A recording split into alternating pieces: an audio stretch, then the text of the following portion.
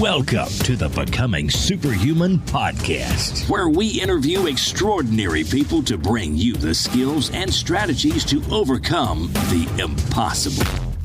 And now, here's your host, Jonathan Levy. Greetings, super friends. Welcome to this week's show. As someone who specializes in accelerated learning, I'm really excited about our guest today.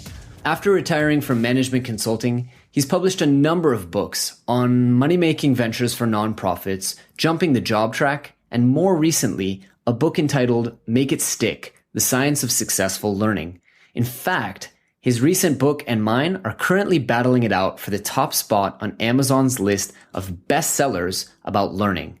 So basically, I had to reach out to him and compare notes on how the strategies for successful long-term learning compare to those I teach in accelerated learning. You know, guys, I have to say, it was an absolute blast to speak to someone who's equally passionate about effective learning as I am. I really enjoyed the opportunity to pick the brain of someone so intimately familiar with the research and see how he and I have coalesced or differed in our prescriptions to successful learning. This episode offers a ton of incredible takeaways, both for students of my course and for those who've never even heard of it. It'll tell you the key elements of successful and effective learning for the long term. And so I just know you'll enjoy listening to the episode as much as I enjoyed recording it. And now I'd like to welcome Mr. Peter C. Brown.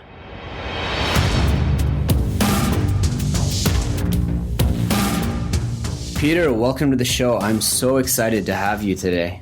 Thanks for having me. I'm looking forward to it. Yeah, absolutely. You know, I was looking on Amazon at other books in the memory improvement category, and yours is consistently up there with my own. And so I'm really excited to compare and contrast our methods for accelerated learning versus long-term and sustained learning and use of the skills. Yeah, I'm looking forward to the conversation. I think there's a lot on both sides of this. We meet in the middle. Absolutely.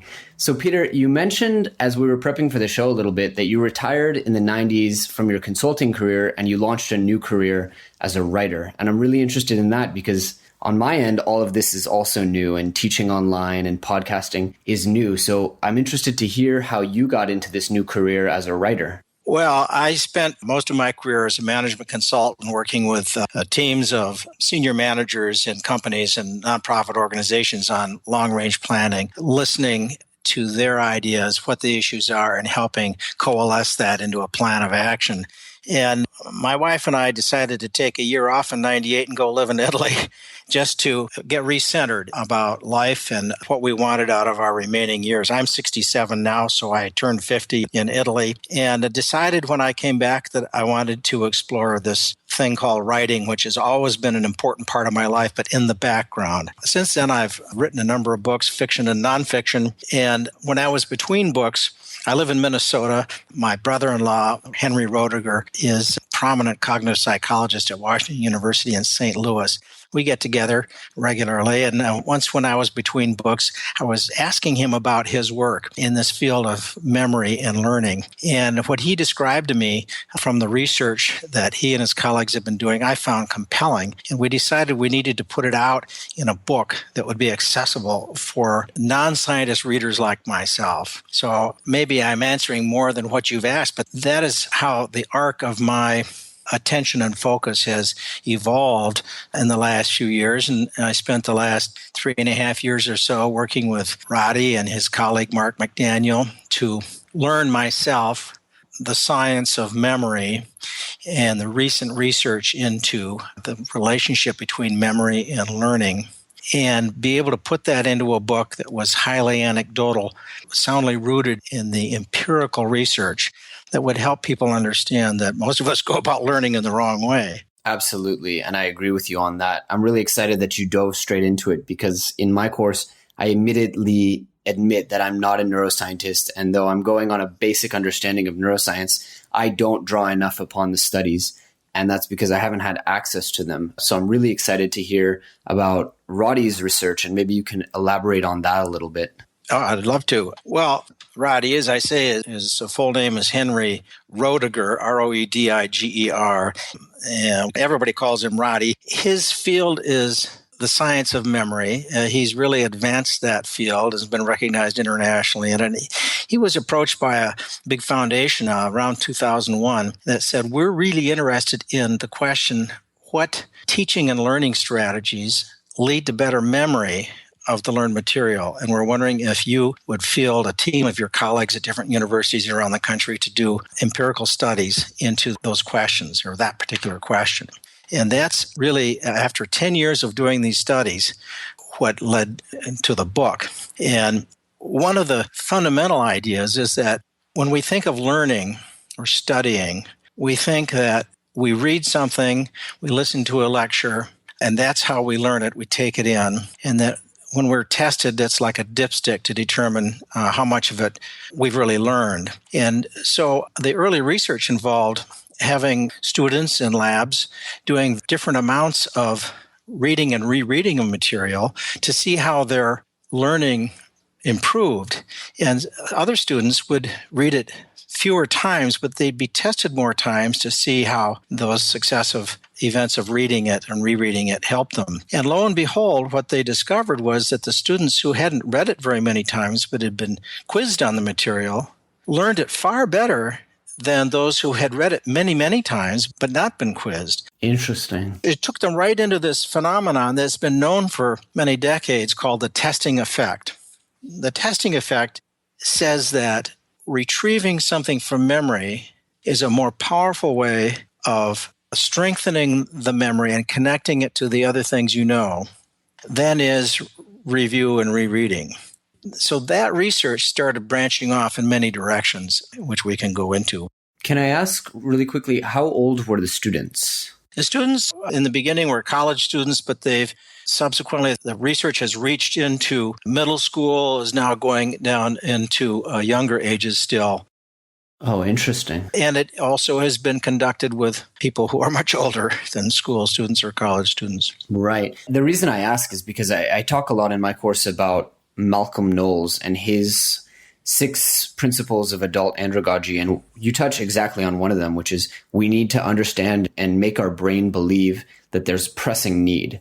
Whereas a child may be willing to learn or may be able to learn because they're told to do so, adults need to know that they're going to use the material. And I think that touches upon, when you're quizzed on it and you're going to be quizzed on it repeatedly, it creates this pressing need and applicability for the knowledge. Yes, there's another way to think about that. It's what the cognitive psychologists in this field call generation. And that is, you're presented with a situation or a problem, and you're invited to try to come up with a solution. It might be something as simple as naming the capital of a state. You search your mind, you think of the different towns in that state, you think of the other states and the capitals you know. And even though you don't pull it up, when you are then told what the capital is, you remember it far better than if you had gone into a room and said, now we're going to learn the capitals of the states. The capital of Maine is Augusta. Mm-hmm. You might or might not learn it. But this notion of struggling with it first creates, I don't remember the word that you used. I started with an A. Oh, andragogy. I don't know that word, andragogy. Adult learning. Oh, okay. Well, at any age, and this is clearly true of infants and toddlers, that you struggle with everything around you that you're trying to learn. And that struggle, whether you succeed or fail, leads to better learning and memory of the correct answer when you get it. Mm-hmm. Yeah, so that, I think, resonates very clearly with your notion of learning something better when you have a need for the information. Absolutely. And you must also be a fan of spaced repetition, I would assume. Right. One of the notions, I think one of the places that you and we might part ways a little bit is this, but maybe not really. When learning is easy, when you hear a lecture that is the epitome of clarity, you think I must know this. It just makes so much sense. In any case, I've got it. It's clear to me. Well, when test time comes around, that ain't the case. You don't remember it. When learning is easy, it doesn't stick. There are certain kinds of things that make learning a little harder, that make it stick better. One of them is what I just described, this idea of trying to solve a problem before you're taught how to solve it.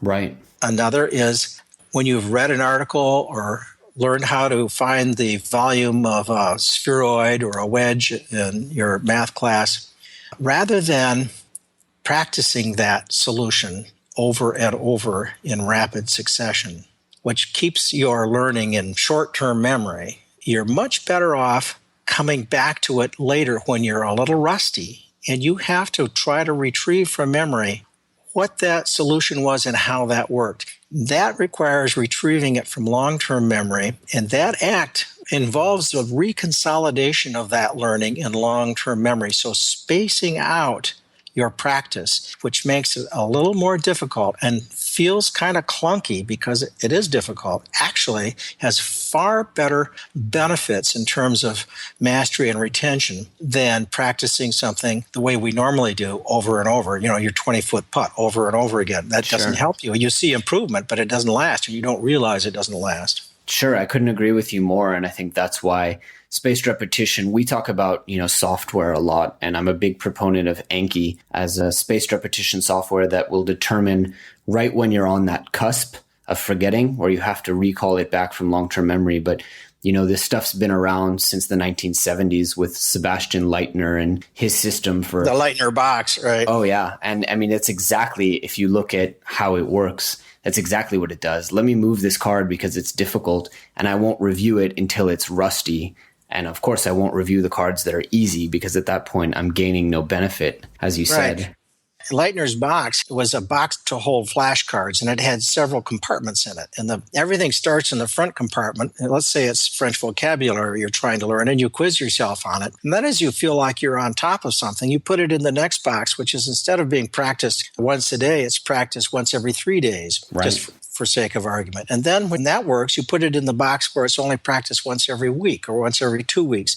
So the Leitner box basically says, when you're on top of it, you can retrieve it less often, but it never leaves the box. Anything you want to hang on to, you must always periodically retrieve from memory. Exactly. I have a deck in my Anki software, which, as I said, is really just a digital recreation of this. And I have words that are so basic in the languages that I'm learning that I'll never forget them. I'll never forget the word for I in Russian. But 6 years from now, it's going to pop up. Right. I'm going to review it. So one day, just in case. So the notion with spaced retrieval practice is that people want to know how far out should I space my practice of recalling something that I've learned. And the answer is you want to space it out far enough that it's difficult, but you can do it. Mm-hmm. You don't want it so far out that you have to relearn it. You just want to have to struggle with a little bit. You have to try retrieving the cues that take you to that point and say, oh, yes, it was that. And that strengthens those cues and those roots. That's ROUTES, the roots to that memory. Mm-hmm. I like that. And one thing that I think about a lot is the parallels between exercise or weightlifting or bodybuilding and memory. And we talk a lot about that with progressive overload, how you kind of want to push yourself a little bit beyond your limit, but not too much. And it sounds almost like we're talking about hypertrophy, that you kind of need to push yourself a little bit further beyond, but not to the point where you're metaphorically injuring yourself or getting frustrated. I think that takes us into the realm of the work by Anders Ericsson that's quoted by Malcolm Gladwell and became known as the 10,000-hour rule. Basically, the notion being that for true expertise or mastery, your practice, you need a lot of it, and it must exceed current ability. Inevitably, there's failure, and you learn from the failure. So this idea of improving your expertise in a skill or a subject area involves reaching beyond your current level.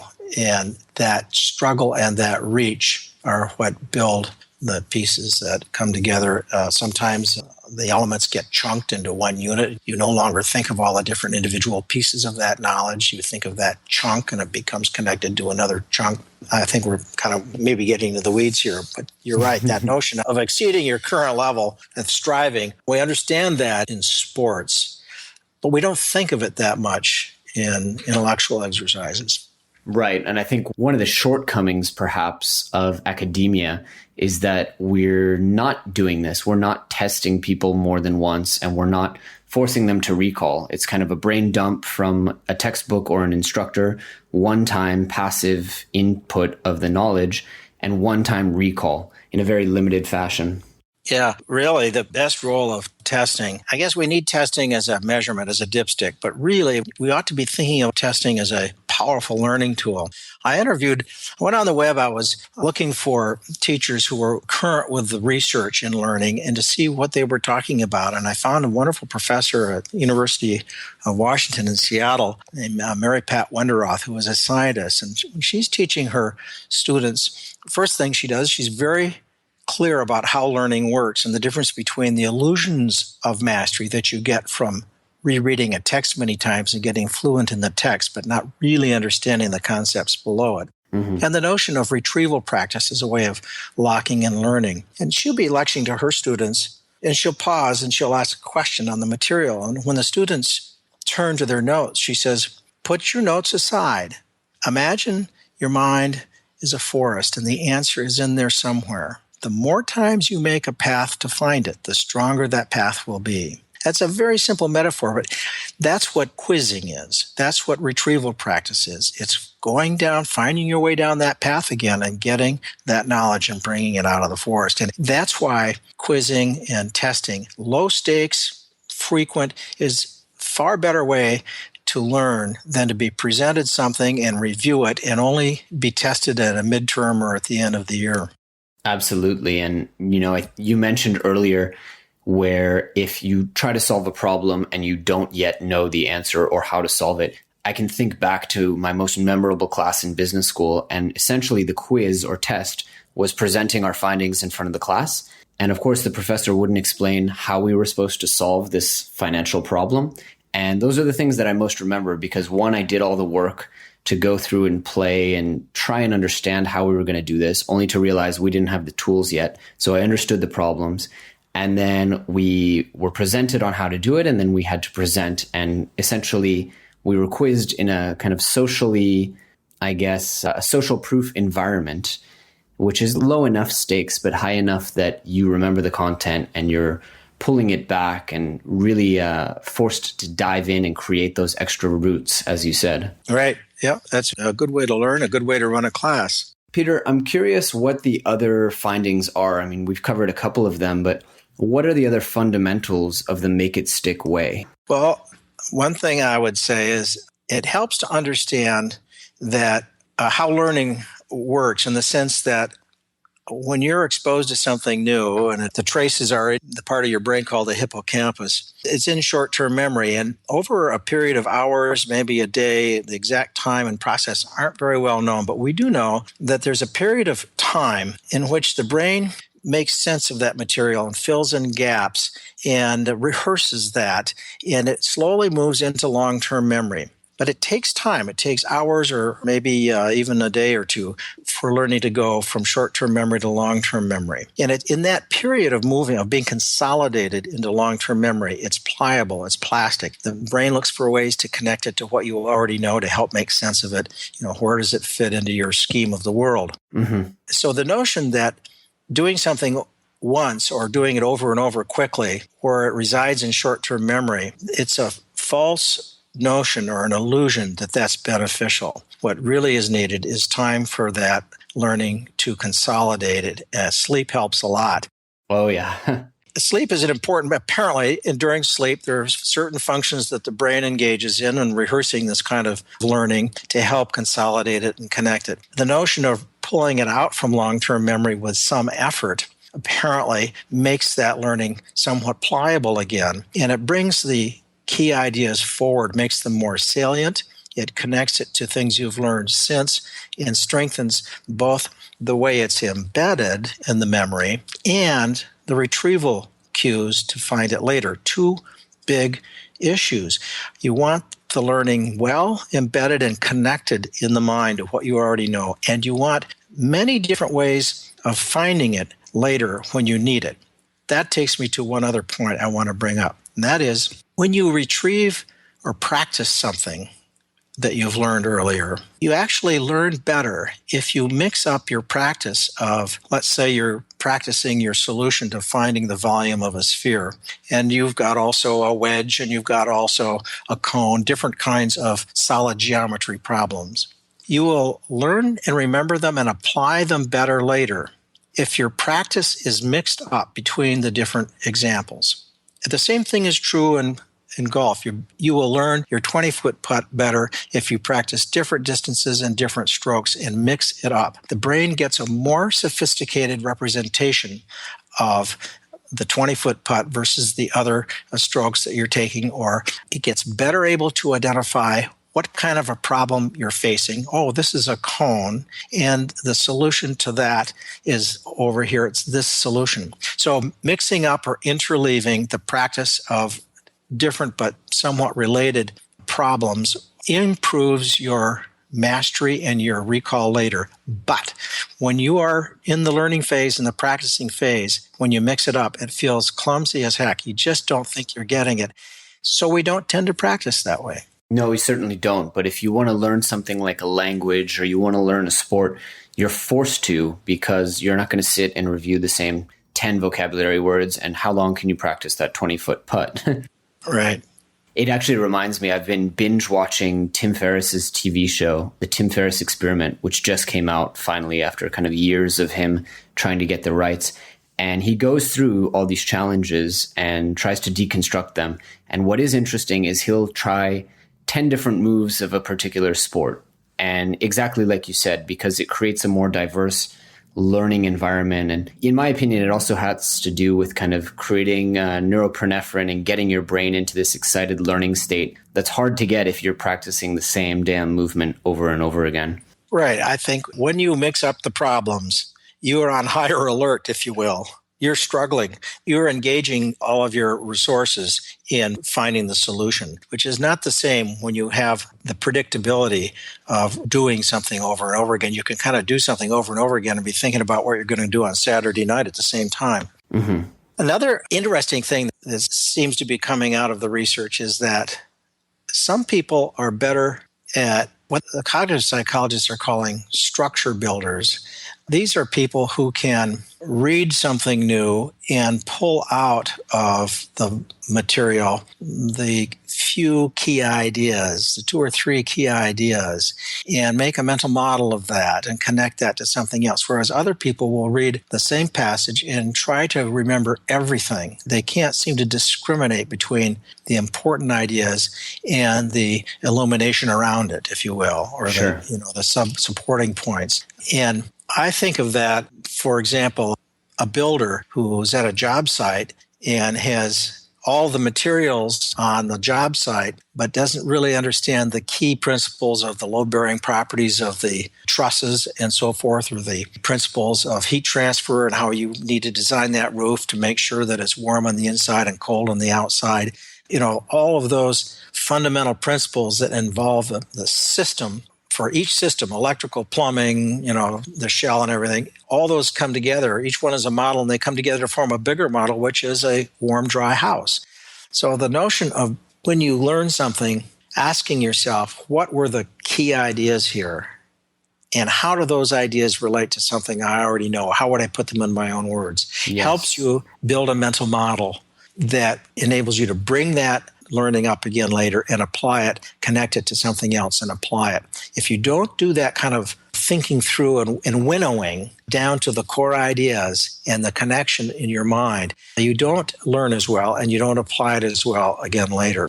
I love that. And it actually touches on another one of the Knowles principles of adult learning, which is adults need to connect. And you've actually mentioned it a couple of times. Adults need to connect to existing learning.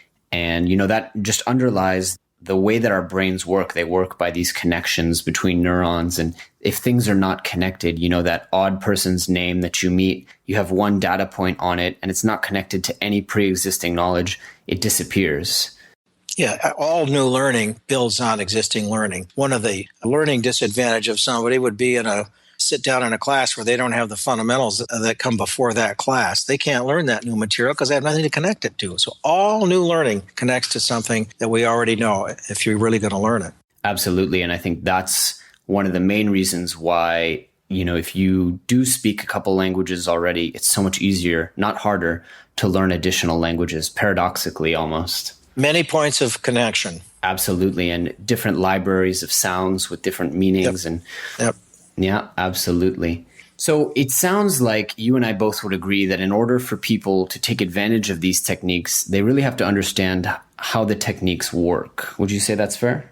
I think that it helps to understand, yes, that it takes time for new knowledge to be consolidated in the mind, and that mental struggle, is positive evidence. It's not evidence that you're not getting it. It's evidence that you're doing what you need to do to really get it well and hang on to it. Those are sort of large concepts. I think also an area that you talk about in your book that I think is an important learning from the memory scientists is that it's easier to find something you've learned later if you have different vivid cues to retrieve it. It's important that it's embedded well, but it's very important that you have ways to find it. And some of the most potent cues to help find something you know are visual cues. Mm-hmm. I can think of many times when my wife and I have come back from a trip and she said, that woman who was talking about such and such was really interesting. And I can't remember that. Where was that? Well, it was in that restaurant next to the such and such. Oh, it's immediate. I can see the restaurant. Then I find the woman in my mind. Then the conversation unfurls in my mind. It's an interesting thing. So there are many different kinds of cues you can have. But I know in your book, you talk a lot about how to construct cues when you're reading something to help attach the memory to a cue that you can help find it again later. And that's certainly validated by the memory research. Yeah, that's about 60% of our method. We often like to tell students there's no point in speed reading if you can't quickly assign the memories and store them in such a way that's going to be recallable. And, the only really, really fast way to do that is to use visual cues, or if you can conjure up sensational kind of imagery or smells, tastes, stuff like that. Or emotions. Well, I think here's one place where we walk down different paths. You walk down a path saying, how can I consume a large body of information in a short period of time and be able to call it up later, which is a laudatory aspiration. The path that we're walking down is a little different. We're saying for mastery and long-term retention, long-term, making it stick. Make it stick is our book. It's called Make It Stick, The Science of Successful Learning. To make it stick, there are things that slow the learning down a little bit and make it a little more difficult that help make it stick longer. And these are the spaced retrieval practice, the generation trying to solve problems before you're taught how, the mixing of practice of different kinds of things so that you switch back and forth. And each time you come back to something, you have to remind yourself what it was and how you know it and what, and do the thing you need to do with it again. That's a little different. Well, it's fundamentally different in some ways from the notion of speeding up the reading and the capture, if you will, and the ability to recall. But they both rest on a bed of trying to move learning into long-term memory. And our focus is decidedly not on speed, but on cultivating a couple of habits that if you use them, if you follow them, cultivate those habits, you will find that you have to spend much less time in review later, say you approach a test or a situation. And those habits are periodically recalling from memory, self-quizzing, that kind of thing, mixing up your practice. Those kinds of activities will serve you at any point in your life. If you're trying to learn to play the piano, you're trying to learn to be a neurosurgeon, a cop, a student in college or in high school, those skills will get you to the end of the semester on top of your material. Agreed. And I think, some of the experts that I've spoken to in, for example, language learning seem to agree with you and say, you should challenge yourself with quizzes, get a pen pal, try to write to them in the target language, because that's a real world applicable quiz where you're quizzing yourself and testing yourself on the knowledge. Yeah, that's exactly right, Jonathan. And there's two benefits to that. One is what you've just described. It strengthens your mastery to do it. But the other is you suddenly become aware of whether, in fact, you are on top of it. Yep. Because we're not very good judges of what we know and don't know. And so self-quizzing is a way of checking yourself and whether you really are where you think you are. Yep. And I had Benny Lewis on the show, who speaks 7 languages fluently, 12 languages conversationally. And I asked him, his book is fluent in 3 months. I said, how do you break down the 3 months and know what to learn in what week? And he said, there's no prescribed plan.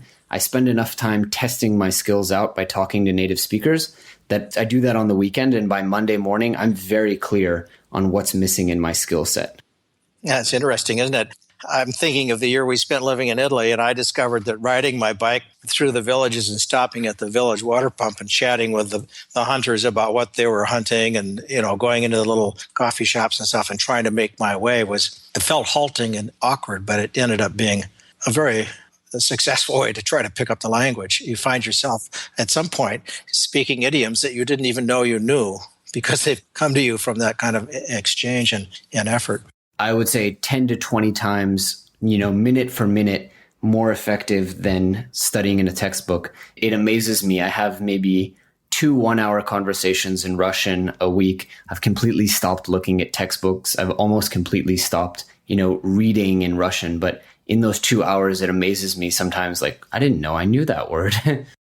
One of the interviews I did for writing this book is kind of like what you're just describing, but it was a young Marine named Mia Blundetto, and she was in charge of logistics, and she was in Okinawa, and to be in charge of logistics, she had to go to jump school to learn how to jump out of airplanes, which didn't really appeal to her, but it was a very high honor, the position she got. So she said, yes, sir, I'll jump out of airplanes. And she described to me jump school at Fort Benning.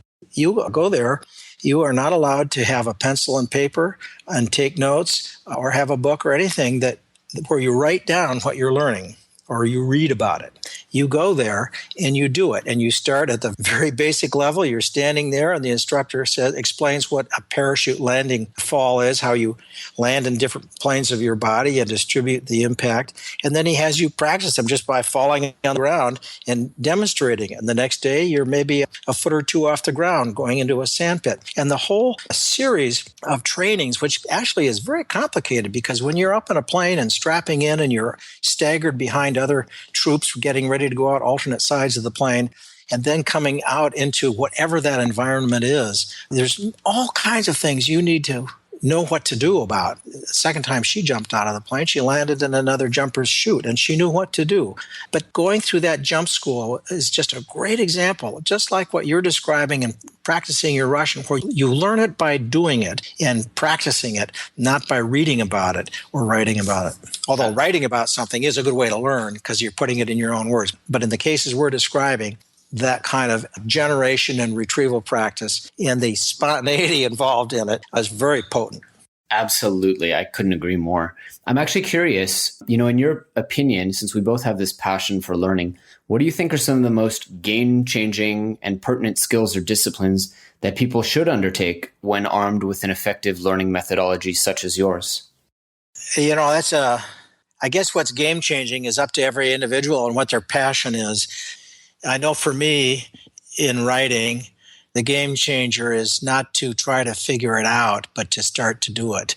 Because once you engage in something and you're struggling with the problem, your mind starts to knit at it, even when you're doing something else. John McPhee, the great nonfiction writer, talks about that and talks about writer's block. He said, just start writing about the thing and you'll discover later when you're driving down the road, your mind has been working on it and will present you with a solution to a problem. So I think this notion of just going and doing is a game changer for me. Agreed.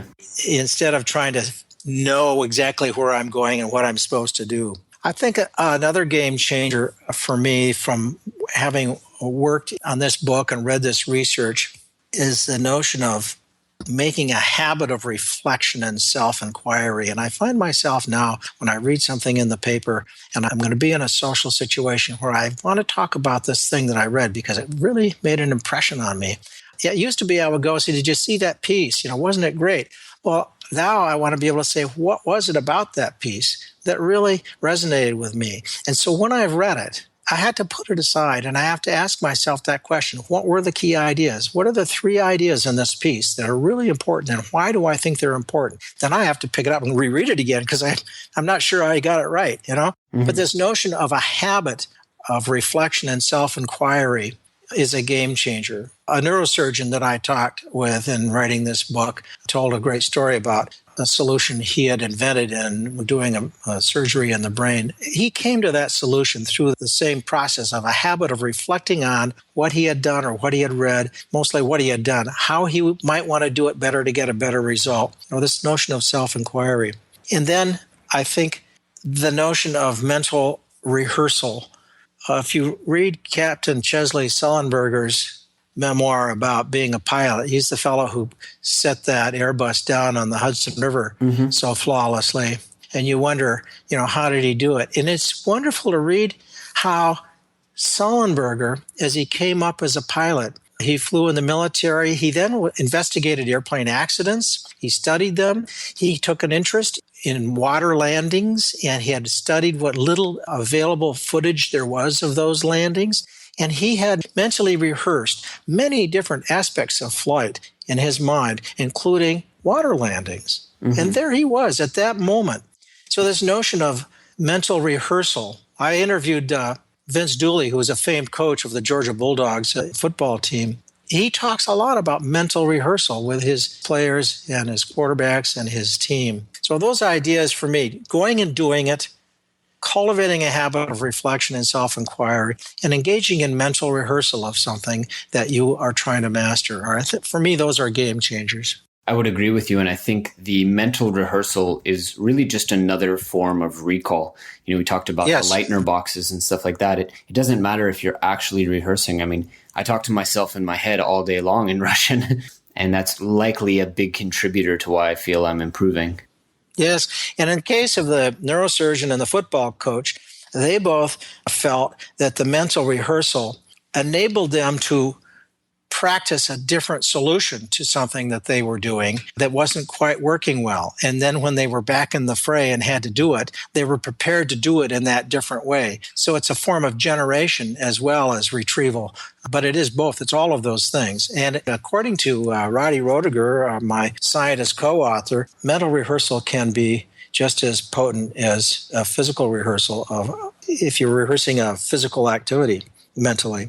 I think that's very interesting. And I think that actually, it piques my interest because I'm starting to take an interest in lucid dreaming and the idea that you can conjure up situations and control your dreams. And I would wonder, if sitting and mentally kind of rehearsing your way through a problem, I would wonder if, you could actually get better at surfing by conjuring up a surfing situation and practicing over and over and over again in a lucid dream.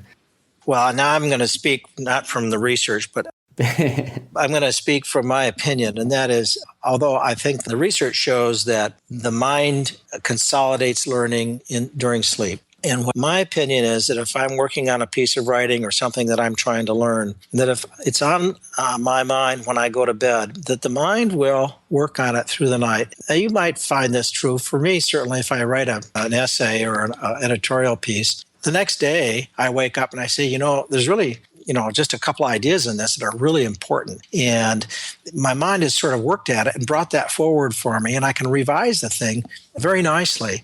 So there is a kind of mental rehearsal, apparently, that happens in our sleep that helps us consolidate our learning and move to the forefront the most important elements of the topic that we're struggling with. Certainly. And what little we do know about sleep does tell us that it's actively, repairing the brain and building these connections right. more during sleep. We don't really know how, but we know that that's happening more during sleep, and the brain's clearing metabolites that are created during rigorous mental activity, which is also very important. So what's next? What are you currently working on? I'm going back to fiction. Cool. I'm going back to historical fiction. My first novel was an historical novel, and it's one of those things where there are a lot of aspects of life, let's say in 1900, that wouldn't have interested me until I had to animate characters and move them through their day. And suddenly became passionately curious about how different things worked. And so I'm going back to historical fiction. For me, the thrill of writing a story set, in this case, in the 1860s on the Mississippi River in Minnesota, the thrill is to try to inhabit those lives emotionally as well as physically in my mind. And then the research, this goes actually to your book where you talk about a pre-read of something to figure out what it is you're looking for when you go back and really read it. This is true in writing historical fiction. Instead of going out and doing a lot of research and then trying to write your stories, better to get your characters moving and then have the question and read for the answer. And so I find this kind of learning very rewarding if I can animate it, learn it so well that I can animate my characters on the page and the reader will feel those emotions and the thrill that those characters are going through. It sounds like an incredible challenge, actually, and an incredible journey. Yeah, it is. You have to kind of remove yourself from the rest of your life, which is one reason I resist doing it. You live in your mind through the scenes and experiences of your characters, and you forget where to turn off the highway and so forth and so on. But on the other end of it, when it comes out in book form and your readers are immersed in the novel, it's like you've exorcised kind of a demon, because now it exists and lives on by itself in book form and in other people's minds. I love that visual and I love that concept. So, Peter, I can count at least 3 distinct careers that you're clearly excelling at. And I think, if the research that was done at the University of Haifa wasn't conclusive enough, I think you're living proof that there is no excuse, for not being able to learn effectively, whether 12 years old or 67 years old. And I thank you for that, because it is a misconception that you and I probably both battle every day. Yeah, I interviewed an 88-year-old keyboard pianist who is still learning and performing classical works at her age. And she's now 90 and she's still doing it beautifully. And I think there's no end to our ability to learn if we want to make the effort to do it. I would agree, and I think that's a great quote to end on. Peter, where can we send audience members if they want to learn more about you or your work? Would you like us to direct them to Amazon or to your website? Well, I have a website. It's makeitstick.net. That is a website for the book, Make It Stick, The Science of Successful Learning. If you click on About the Authors, that will take you to my personal website that shows a variety of my books, and you can learn more about them there. Excellent. And we will put that in the show notes, as well as hopefully we'll dig up some of the research that Roddy and Mark worked on, and I'd love to put that also in the show notes. There's a tremendous amount of that in the endnotes of the book, and I must be quick to add, Jonathan, that the book isn't just about their research. Not even the lion's share of it is their research. The book is about a vast body of research that informs the book, and much of it is theirs. Excellent. So I'm definitely going to have to read it this weekend. Peter, thank you so much for your time, and I know you just got over a cold, so, for mustering up the strength to chat with me today, I really enjoyed it. It's been a great pleasure for me, Jonathan. Thank you for having me on. My pleasure. You take care. You too. So that's it for this week's episode, guys. If you enjoyed it as much as I enjoyed recording it, please head over to iTunes and/or Stitcher and leave us a great written review. It really, really brightens our day to see those reviews. The other thing is, I just wanted to let you guys know that, as promised, my new book, Become a Super Learner, is now available on Amazon. It's actually climbing up the charts really, really quickly. And so we would love to give you guys a free copy of the first 10 chapters and help you accelerate your learning and improve your memory a little bit. So head over to becomingasuperhuman.com. And if you subscribe to our email list using the form on the bottom or the window that opens up when you visit the site, we will automatically send you those first free 10 chapters to enjoy. So head over to becomingasuperhuman.com, drop your email in one of the forms, and we hope you enjoy the book. We'll see you guys next week. Thanks for tuning in to the Becoming Superhuman podcast. For more great skills and strategies, or for links to any of the resources mentioned in this episode, visit www.becomingasuperhuman.com/podcast. We'll see you next time.